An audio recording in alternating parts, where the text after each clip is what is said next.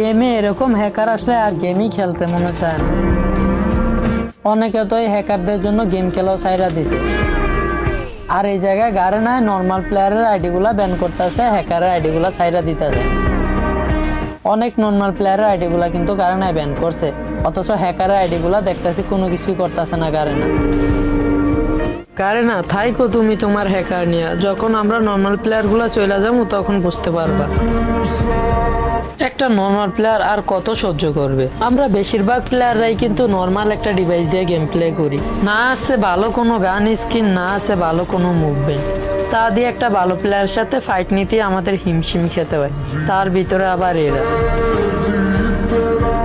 ভাবছিলাম এই আপডেটে কোনো হ্যাকার থাকবে না, গেমটা শান্তি মতো খেলতে পারবো, এবার গ্র্যান্ড মাস্টার পোস্টটা শান্তি মতো দিতে পারবো। কিন্তু এরা কোথ থেকে প্যানেল হ্যাকগুলা লাগায় আসে আর আমাদের নর্মাল প্লেয়ারগুলাকে ইচ্ছা মতো মারে।